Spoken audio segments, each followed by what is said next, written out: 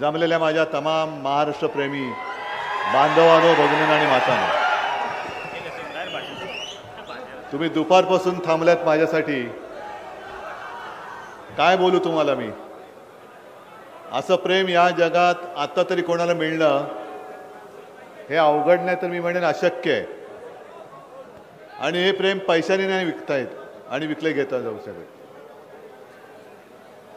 मला भाजपच्या लोकांना सांगायचंय, मिंद्यांना सांगायचंय की भले तुमच्याकडे पैसे खूप असतील, खोक्याने असतील, पण माझी संपत्ती बघा कशी आहे. ही माझी संपत्ती आहे आणि मी खूप उशिरा आलोय, त्याच्याबद्दल दिलगिरी व्यक्त करतो. पहिल्या प्रथम राजू दादांना मी खास धन्यवाद देतोय. आणि मला कल्पना आहे की तुम्ही खूप तयारी केली होती, पण आघाडीमध्ये हा मतदारसंघ आपल्याकडे आला. मी आमच्याकडे नाही म्हणत, आपल्याकडे. राजू दादा, तुम्ही सुद्धा आपल्यामध्येच आहात आणि याची भरपाई मी केल्याशिवाय राहणार नाही.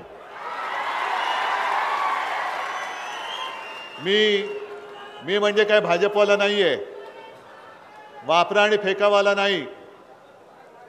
जो संघर्षाच्या काळात, संकटात आणि लढताना जो सोबत राहतो, त्याला मी माझ्याकडून कधीही अंतर देत नाही, देऊ शकत नाही. म्हणून मी तुम्हाला तुमची जबाबदारी मी घेतोय. हल्ली काय झालंय, बरेच दिवस झाले, एक 5 वर्षापूर्वी अचानक मुख्यमंत्री व्हावं लागलं मला. खरं अनेक जण मला विचारतात की तुम्ही राजकारणामधले नाहीत. म्हटलं मी नाहीच आहे राजकारणामधला. मी कलाकार आहे, कलावंत आहे. आणि तुम्हाला सगळ्यांना माहिती आहे की फोटोग्राफी मी करतो किंवा करत होतो. पण मुख्यमंत्री झाल्यानंतर आणि त्याच्यानंतर, हे जरा खाली बसून घ्या, म्हणजे पाठच्याने दिसेल. हां, ठीक आहे, धन्यवाद. माझी फोटोग्राफी बंद झाली होती. आज बऱ्याच दिवसांनंतर मला फोटोग्राफी करण्याची संधी मिळाली. तुम्ही म्हणाल हे बरे, आम्हाला इकडे बसून ठेवलात आणि स्वतः फोटोग्राफी करत बसलात. फोटोग्राफी करत बसलो नव्हतो, फोटोग्राफी करत उभाच होतो, आणि ते सुद्धा हेलिकॉप्टरच्या बाजूला. एक व्हिडिओ सध्या आजच मी काढलाय. बऱ्याच दिवसांनी फोटोग्राफी करण्याचा योग निवडणूक आयोगाने मला दिला, त्याच्याबद्दल मी निवडणूक आयोगाला धन्यवाद देतोय. कारण पहिल्या सभेला उतरलो हेलिकॉप्टरमधून, एकदम 8-10 जण असे उभे. म्हटलं काय नाही, बॅग तपासायचे. म्हटलं तपासा, काय तपासायचे. आणि तो मी व्हिडिओ स्वतःच काढला. आणि मग मी त्यांना विचारलं की तुम्ही माझी बॅग तपासताय, हरकत नाही, मी शिवसेनेचा पक्षप्रमुख आहे, हे तुम्हाला माहिती असेल नसेल तरी सुद्धा मी या देशाचा नागरिक आहे. त्याच्यामुळे जसं सगळ्यांना कायदा तोच मला पण आहे. माझी बॅग जरूर तपासा. अगदी हेलिकॉप्टरच्या पेट्रोलच्या टाकीत आत हात घालून बघायचं ते बघा, सगळीकडे बघा. पण म्हटलं जशी माझ्या बॅगेची सामानाची तपासणी करता आहात, तसं मोदी, शहा, मिंदे, अजितदादा, देवेंद्र यांच्या बॅगेची तपासणी करण्याचं धाडस तुमच्यात आहे का?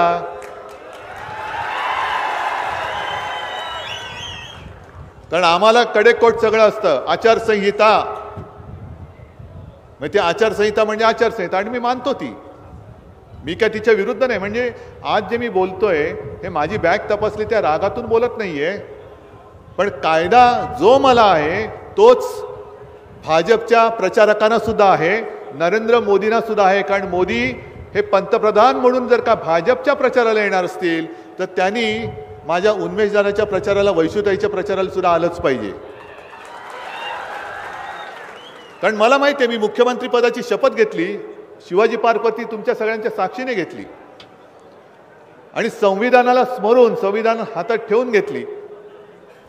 आणि त्या शपथेमध्ये असं लिहिलंय, जे पंतप्रधानापासून मुख्यमंत्री मंत्र्यापर्यंत सगळ्यांना सारखं असतं की मुख्यमंत्री म्हणून किंवा पंतप्रधान म्हणून घटनेनुसार जे काय आहे ते मी मानेन. मी कोणाशी भेदभाव करणार नाही.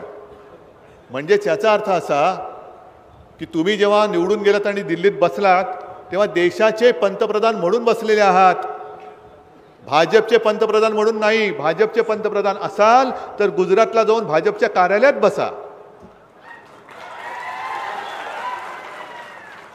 कारण पंतप्रधान आल्यानंतर सगळे कडक सॅल्यूट होतात, नाकाबंदी होते, रस्ते बंद होतात, माता भगिनी त्यांना खोळंबून ठेवलं जातं.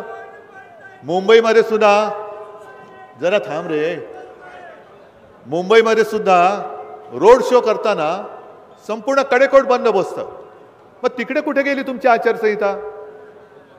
काय तपासताय तुम्ही? आणि म्हणून मी आज जाहीररित्या सांगतोय की माझी बॅग रोज तपासा, किंवा पाहिजे तर माझी बॅग तुम्हीच माझ्याबरोबर घेऊन चला, मला उलट बरं होईल. कारण माझ्या पुढे पाठी बॅग घेऊन जाणारे कोणी नाही आहेत. तर ती भूमिका तुम्ही करा, मला एक ओझं कमी होईल. पण जशी माझी बॅग तपासताय तशी मोदी, शहा, मिंदे, देवेंद्र, अजित पवार यांची सुद्धा बॅग तुम्ही तपासलीच पाहिजे. असतील ते कोणी असतील. पण जसं मी प्रचाराला माझ्या उमेदवारांसाठी फिरतोय तसं ते जर का फिरत असतील तर ते सुद्धा बॅगेतनं पैसे नेणं जाणं त्यांचं चाललं नसेल कशावरून? आणि विशेष म्हणजे मोदी आणि शहा यांच्या बॅगा इकडे येताना तपासाच, पण महाराष्ट्रातून जाताना जास्त तपासा. कारण महाराष्ट्र लुटून ते गुजरातला नेत आहेत. त्याच्यामुळे जाताना बॅग तपासा त्यांची, अगदी खिसे पाकिट सगळं तपासा. काय चाललंय काय? तुम्ही काय हम करेसो कायदा आणि आम्ही आपले असेच बसलेत काय गांडुळं म्हणून? हे नाही चालणार याच्या पुढे. म्हणून मी जसं त्या तपास अधिकाऱ्याला विचारलं तसं तुम्हाला सुद्धा उद्या कुठे रस्त्यात अडवलं तर तुम्ही सुद्धा त्याचं ओळखपत्र, तो कुठे नोकरीला आहे त्याचं अपॉइंटमेंट लेटर, त्याचे खिसे, कारण ते तुमचे खिसे तपासतात, त्यांचे पण खिसे. कारण काय सांगावं, वर्गणी म्हणून काहीतरी काढलं पण असेल त्यांनी. तर ही तपासणी करण्याचा अधिकार लोकशाहीमध्ये हा एकतर्फी असत नाही. जर मतदार सरकार ठरवत असेल तर ते सरकार ठरवताना जशी तपासणी मतदाराची होते तसं मतदार सुद्धा त्या निवडणूक आयोगाच्या अधिकाऱ्याची तपासणी करू शकतो. हा या देशाचा कायदा असलाच पाहिजे. ही ह्या देशाची लोकशाही आहे. बाकी आनंद आहे. मी नवीन मुद्दे काय विचारलं तर मुद्दे काहीच नाही, तेच आहे. सिंचनाचे प्रकल्प किती वर्ष झाली? अनेक वर्ष झाली. मधल्या काळामध्ये आपण सगळे एकत्र होतो भाजपासोबत. भाजपचे खासदार झाले, बाकीकडे सगळे त्रिफळाचीत झाले, पण इकडे निवडून आले. काही ठिकाणी जे निवडून आले ते जर का आले नसते, त्याही वेळेला आपण जर का सगळे जागृतपणाने काम केलं असतं तर आज हे नतद्रष्ट सरकार केंद्रात बसलं नसतं आणि केंद्रात उडवल्यानंतर आपण इथलं कधीच उडवलं असतं. कारण बेकायदा चालले, घटना बाह्य चालले. 2.5 वर्ष झाली या घटनेला. आपण सर्वोच्च न्यायालयात गेलो, 3 सर्वोच्च न्यायालयाचे सरन्यायाधीश निवृत्त झाले, तरी सुद्धा अजूनही कोर्ट चालूच आहे. शांततेमध्ये कोर्ट चालू आहे. 3 न्यायाधीश. आताचे न्यायमूर्ती होते चंद्रचूड साहेब, उत्तम प्रवचनकार. अगदी कायद्यावरती कोणाला प्रवचन पाहिजे असेल तर भाषण जोडायला मस्त माणूस आहे. भाषणावरून सगळ्यांना जोडतात पण निर्णयच देत नाहीत. काय उपयोग आहे त्याचा? आणि गेल्या 8-15 दिवसापूर्वी त्यांनी सांगितलं, मी प्रत्येकाच्या श्रद्धास्थानाला मानतो, मी त्यांचा अपमान नाही करू इच्छित, पण त्यांनी सांगितलं की तो राम मंदिराचा निर्णय घेताना काय करावं कळत नव्हतं. मग मी यमाई देवीला गेलो आणि तिने मला बुद्धी दिली आणि मग मी निर्णय दिला. अहो चंद्रचूड साहेब, हे जर का तुम्ही जरा आम्हाला आधी सांगितलं असतं ना, तुम्ही तिकडे बसल्या बसल्या तुम्हाला उचलून आम्ही यमाई देवीच्या मंदिरात नेलं असतं. कारण हा लढा उद्धव ठाकरेचा नाहीये, हा लढा केवळ शिवसेनेचा नाहीये. या देशातली लोकशाही मरते, ती टाहो फोडते. संविधान बदललं जातंय, संविधान पाळलं जात नाहीये. आणि म्हणून आम्ही आशेने तुमच्याकडे बघतोय, न्याय मागत होतो तुमच्याकडे, तुम्ही देऊ नाही शकलात. काय उपयोग आहे त्याचा? आता नवीन न्यायमूर्ती आलेत, मी त्यांना प्रार्थना करतो की आपण तरी लवकरात लवकर लोकशाहीला न्याय द्या. नाहीतर हे माझं जनतेचं कोर्ट आहेच, हे कोर्ट मला न्याय देणार आहे. या कोर्टामध्ये मी आलेलो आहे आणि हा कोर्ट, हे कोर्ट म्हणजे तुम्ही न्यायदेवतेच्या डोळ्यावरील पट्टी ही आज जरी काढली असली तरी या कोर्टाच्या न्यायदेवतेची पट्टी ही कधीही लागलेली नव्हती. हे उघड्या डोळ्याने बघते, कारण हा महाराष्ट्र हा छत्रपतींचा महाराष्ट्र आहे, हा धृतराष्ट्र नाहीये. हा धृतराष्ट्र नाहीये. उघड्या डोळ्याने बघतोय आणि भोगतोय काय चाललंय या देशामध्ये, हे तो बघतोय. कारण देश म्हणजे कोण? देश म्हणजे देशातली माणसं, म्हणजे तुम्ही. देशासाठी आम्ही अमुक करू, देशासाठी तमुक करू. अरे देश म्हणजे हाच तर देश आहे ना. यांच्यासाठी तर काम करायचंय, यांनाच तर पाणी द्यायचंय, यांनाच तर शेतकऱ्यांना त्यांचा हमीभाव द्यायचा आहे. शेतकऱ्यांना हमीभावाचा पत्ता नाही. मग जर का आज मिंदे कुठेतरी बोललेत 2.5 वर्षात महाविकास आघाडीने काय केलं, अरे तुझाच व्हिडिओ आहे, तुलाच दाखवतो मी काय केलं ते. पण यांचं कसं झालंय, सगळीकडे जाऊन नमस्कार करतायत. त्या नमस्कारामध्ये काय अर्थ नाही. म्हणजे मराठीमध्ये एक म्हण आहे, मनी नाही भाव आणि देवा मला पाव. मनामध्ये भाव वेगळेच,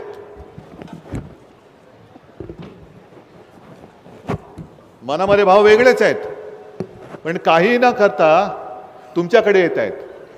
आणि काय केलं काय?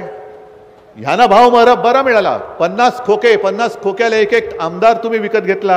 हे सगळ्या महाराष्ट्राने पाहिलेलं आहे. मग गद्दाराला 50 खोके मिळत असतील तर माझ्या शेतकऱ्याला का नाही देत तुम्ही? शेतकऱ्यांनी काय पाप केले? आता सुद्धा मला कल्पना आहे ती कापसाचा भाव काय आणि ती कसली काय ढेप म्हणतात तुम्हाला, सरकी ढेप किती? 2500. आणि कापसाला किती? आणि आपल्या काळात आणि 10 वर्षापूर्वी काय होतं? मग काहीतरी अंतर होतं ना. आता हळूहळू हळूहळू हे कापसाचा भाव खाली येईल आणि याचा भाव पुढे जाईल. मग शेतकऱ्यांनी करायचं काय? कापसाला भाव नाहीये, दुधाची तीच हालत आहे. मराठवाड्यात गेलो, विदर्भात गेलो, सोयाबीनचा शेतकरी रडतोय, डाळ उत्पादक शेतकरी रडतोय, कांदा उत्पादक आता धास्तावलाय, कारण कांद्याचे भाव पडायला लागलेत. मग हे सगळं चाललंय आणि तरी देखील यांना मत द्यायचं. कशासाठी द्यायचं बरं? या विषयावरती काही बोलायला तयार नाहीत. मोदी आणि शाह दणादण सगळीकडे रोज एक सभा घेतात. आज पण कुठेतरी घेतली असेल. आणि येऊन जाऊन एकच, उद्धव ठाकरेने ये करके बताओ, उद्धव ठाकरे वो करके बताओ. अरे एवढे मोठे विश्वगुरु अजून उद्धव ठाकरेला घाबरता? हत तुमची. तुम्ही संपवलात ना उद्धव ठाकरे.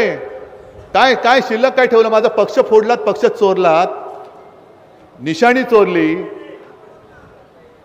हा बरोबर आहे, कारण स्वतःच्या वडिलांचा अभिमान नाही. हे सगळे जे तिकडे महायुतीतले आहेत त्यांना मला आश्चर्य वाटतं. अगदी सगळ्यांना, दिल्लीवाले काय आणि गल्लीवाले महायुतीतले, एकालाही आपल्या वडिलांचा अभिमान नसावा काय? यांच्या वडिलांचं कर्तृत्व काय? का तुम्हाला माझे वडील लागत आहेत?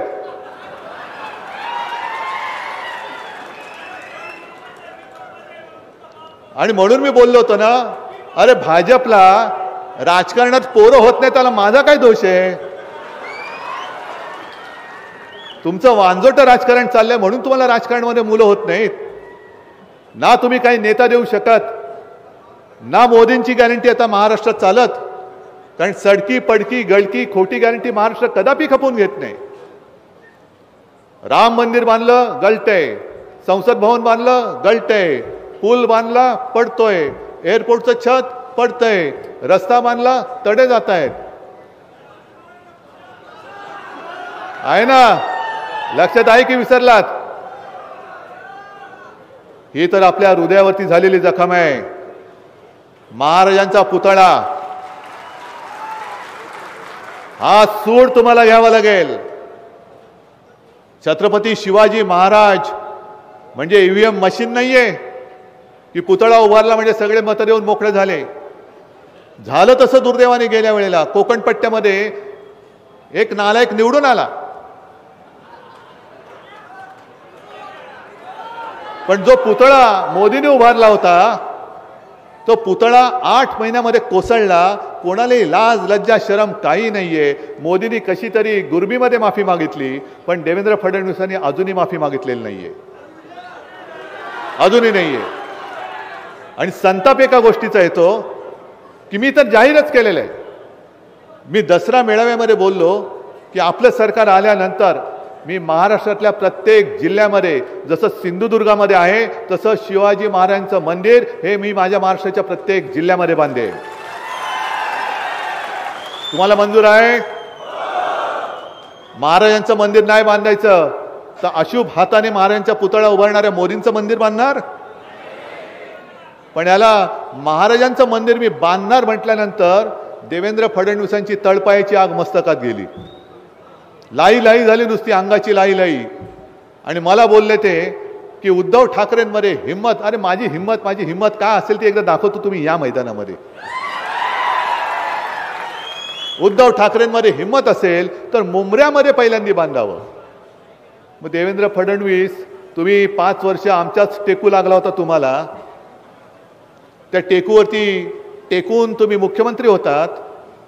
त्याच्यानंतर आता तुमचं जे काय वरच्याने कणी कापली म्हणतात मुंबईमध्ये, म्हणजे त्याला मुख्यमंत्र्याचा एक म्हणजे फूल होता तो हाफ केला.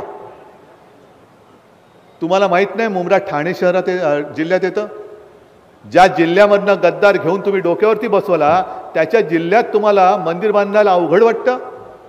अरे मुंब्रा पण माझाच आहे. आणि मुंब्रा शहराच्या प्रवेशद्वारावरती तुम्हाला कल्पना नसेल, माझ्याकडे फोटो आहे. छत्रपती शिवाजी महाराज, जिजाऊ, तुकाराम, सावित्रीबाई फुले, शाहू, आंबेडकर यांचं छान एक शिल्प आहे. हे मुंब्र्याच्या प्रवेशद्वारावरती आहे. मग तुमचं गुप्तहेर खातं जे आमच्या मागे लावताय, आमच्या बॅगा तपासताय, जरा शहरामध्ये कुठे कुठे काय काय ते पहिले तपासा. तुमच्याच राज्यात तुम्हाला कुठे काय आहे तेच माहिती नाही आणि तुम्ही आम्हाला या पोकळ धमक्या आणि आव्हानं देऊ नका. आज आपण हे इकडे जे काही लढतोय, इकडे बाजूचा मतदारसंघ आपला पाचोरा भडगाव, वैशालीताईच्या प्रचाराची गरज आहे का रे? कारण मी आलो होतो, प्रचंड मोठी सभा झालेली आणि मला खरोखर ज्या ज्या वेळेला वैशालीताईला बघतो ना,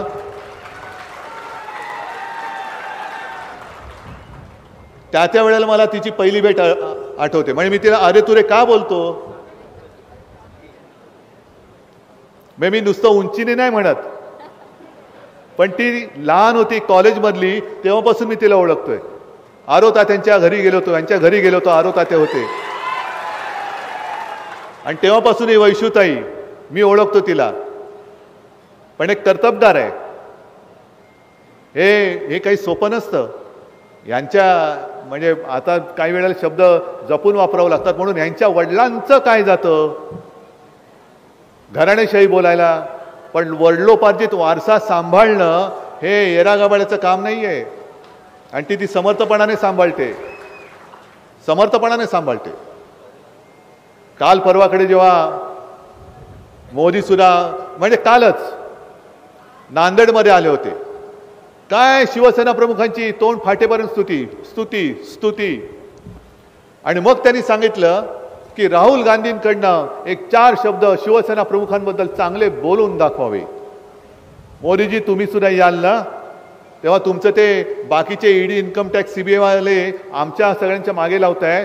त्यापेक्षा लोकसभेच्या वेळेला महाविकास आघाडीची सभा जी शिवाजी पार्कवर होती, त्या सभेच्या आधी राहुल गांधी, मी सुद्धा होतो तिकडे, जाऊन शिवसेना प्रमुखांच्या स्मारकावरती त्यांनी अभिवादन केलं होतं. तो व्हिडिओ तुम्हाला मी पाठवतो.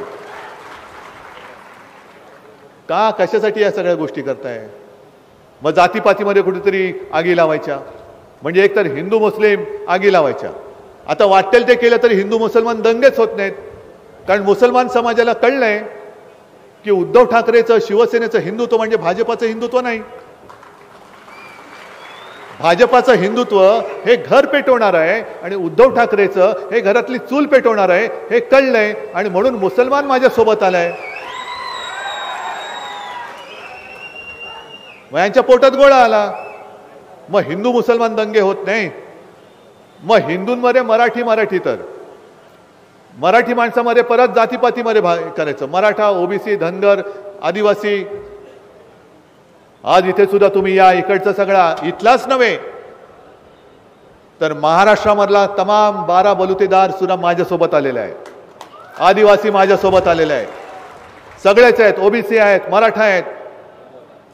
कारण ज्या ज्या वेळेला महाराष्ट्रावरती संकट येतं त्या वेळेला आपण एकत्र होऊन जर महाराष्ट्र नाही वाचवला तर हे लुटारू महाराष्ट्र आपल्या डोळ्यात देखत लुटून फस्त करतील.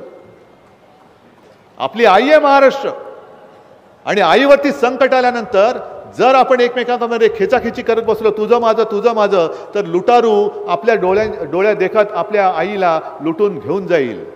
हे पाप आपण होऊ द्यायचंय? हे सगळे उद्योग धंदे, हे जो मिंदे मला विचारतोय की 2.5 वर्षात काय केलं. अरे कोरोना काळामध्ये लॉकडाऊन मध्ये सुद्धा 6.5 लाख कोटीचे सामंजस्य करार इथे येणारे उद्योग आपण आणून दाखवत होतो. त्यांना जागा वगैरे सामंजस्य करार मी करून दाखवले होते. पण हे लाचार निघाले. स्वतःला खुर्ची मिळाल्यानंतर महाराष्ट्र हित वगैरे गेलं, महाराष्ट्र खड्ड्यात गेला तरी चालेल, पण मला खुर्ची मिळाली पाहिजे. अरे तुला दिली होती मी खुर्ची, तरी मुख्यमंत्री व्हायचंय, पंतप्रधान व्हायचंय, युनोमध्ये जायचंय. अरे जा चंद्रावर एकदाचा काय तो. पण स्वतःसाठी आणि स्वतःच्या पोरासाठी महाराष्ट्र लुटला जातोय तरी सुद्धा त्यांचे बूट चाटताय तुम्ही. जे उद्योगधंदे महाराष्ट्रामध्ये येत होते ते गुजरातमध्ये निघून जात आहेत. महाराष्ट्रातले उद्योग घेऊन जात आहेत. अगदी काल परवाकडे जो एक टाटा एअरबसचा उद्योग आपण विदर्भात आणत होतो नागपूरमध्ये, ऐन निवडणुकीच्या तोंडावर महाराष्ट्र काय करेल, कुठे जाईल महाराष्ट्र, निवडणूक काय, मग काय झालं, तरी देखील आपल्या डोळ्यात देखत जणू काही जखमीवरती मीठ चोळावं अशा पद्धतीने दिमागदारपणाने तिकडे अहमदाबादला टाटा एअरबसचं त्यांनी उद्घाटन करून टाकले. जाओ क्या करना है करो. मग काय करायचं माझ्या या सगळ्या लोकांनी. एकतर शिक्षणाचा पत्ता नाही, शिकला तरी उपयोग काय. मगाच्या सभेमध्ये मी सांगितलं ते राजदीप सरदेसाई म्हणून पत्रकार आहेत, ज्येष्ठ पत्रकार, तुमच्यापैकी अनेकांनी पाहिले असतील किंवा त्यांचे चॅनल किंवा मुलाखती प्रसिद्ध आहेत. ते अमरावतीमध्ये एका शेतकऱ्याच्या घरात गेले. तो व्हिडिओ त्यांनी केलेला आहे. आणि या शेतकऱ्याचं घर कोणतं, दुर्दैवाने ज्या घरामध्ये शेतकऱ्याने आत्महत्या केली होती त्या आत्महत्याग्रस्त शेतकऱ्याच्या घरात राजदीप गेलेत आणि त्या कुटुंबियांशी ते बोलले. त्यांच्या दुर्दैवाने जिचं कुंकू पुसलं गेले तिच्याशी बोलले, 2 मुलांशी बोलले, त्यांच्या आजूबाजूच्या सगळ्या नातेवाईकांशी बोलले. आणि परिस्थिती एवढी दयनीय आहे. 1.25 लाखाचं कर्ज डोक्यावर होतं, फेडू शकत नाही कारण नापिकी. पिकलं तर भाव मिळत नाही आणि भाव मिळाला तरी भागत नाही, म्हणून त्याने आत्महत्या केली. मग 2 मुलांना त्याने विचारलं. एकाने सांगितलं मी शिक्षण सोडून दिलं कारण शिकूच शकत नाही, पैसेच नाही घरात.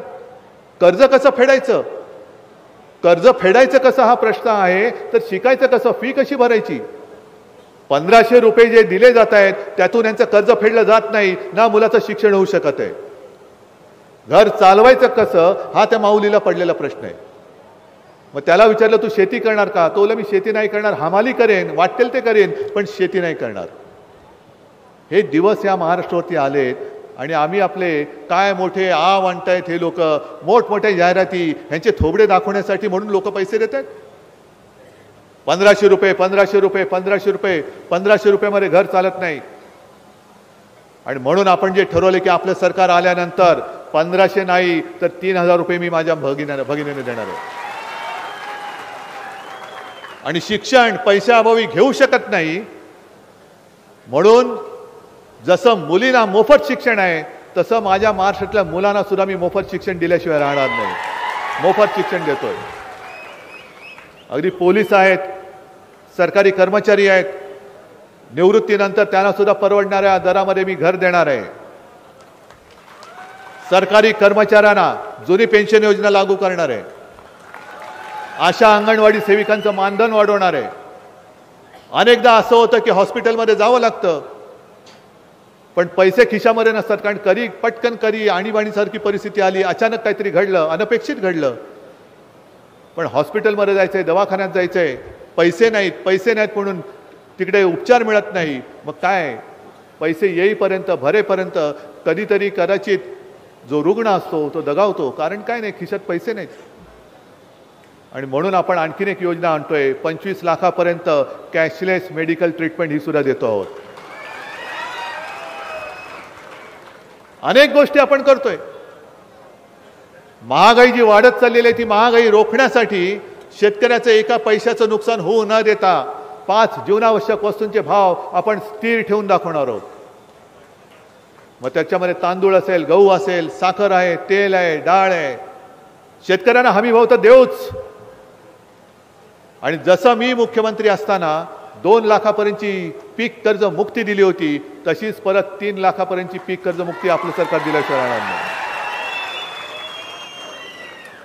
आणि तुमचे महत्त्वाचे म्हणजे प्रत्येक निवडणुकीत वर्ष झाली, भाजपची 10 वर्षे गेली, यांची आणखीन गेली, त्यांची गेली, तरी आलं तरी तर तुमचं हा कालवा पाहिजे सगळं, तो म्हणजे नुसती कालवा चालले, पण सिंचनाचा प्रश्नच सुटत नाहीये. हे सिंचनाचे प्रश्न सोडवण्यासाठी सुद्धा आपण प्राधान्य दिल्याशिवाय राहणार नाही.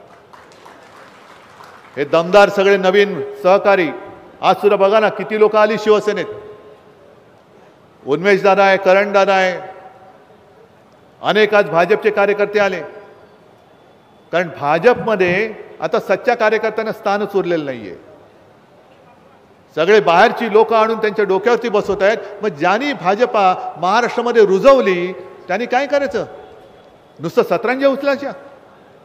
म्हणून सगळे जे भाजपवाले आहेत त्यांना मी आवाहन करतोय की तुमचं माझं भांडण नाही, तुमच्या डोक्यावरती भ्रष्टाचारी सगळे बसवलेत. जे मोदी सांगतात ना, महाविकास आघाडीला म्हणजे चाक पण नाही आणि ब्रेक पण नाही, पण मोदीजी तुमच्या इंजिनाला भ्रष्टाचारांची चाकं लागलेत, ती चाकं आम्ही आता पंक्चर करणार आहोत. आणि म्हणून सगळे जे निष्ठावंत भाजपवाले बिचारे आता कोपऱ्यात पडलेत, त्यांना सांगतो उघड आला नाहीत तरी 20 तारखेला जे करायचं ते करा. आणि तुमचा जो मी जोश बघतो आहे, हा जोश या सभेपुरता आहे का 20 तारखेला दाखवून 23 तारखेला तुम्ही साजरा करणार आहात हे पहिले सांगा नक्की. मग या सगळ्या परिसरामध्ये ठीक आहे, लोकसभेमध्ये झालं, पण हा संपूर्ण परिसर, जळगाव पूर्ण जिल्हा, जिथे जिथे मशाल आहे तिकडे मशाल, जिथे हात आहे तिकडे हात, आणि जिकडे तुतारी फुकणारा मावळा असेल तिकडे तुतारी. बरोबर ठरलं? कारण मी मनापासून सांगतोय, तळमळीने सांगतोय. आणि आत्तापर्यंत मी जे जे बोललो ते करून दाखवलं की नाही एवढंच तुम्ही मला सांगा. एकाल तरी कोणाला मी खोटा शब्द दिलाय?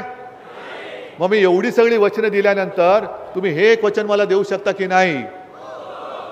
ठीक आहे, मग असेच जागरूक राहा, जागते राहा.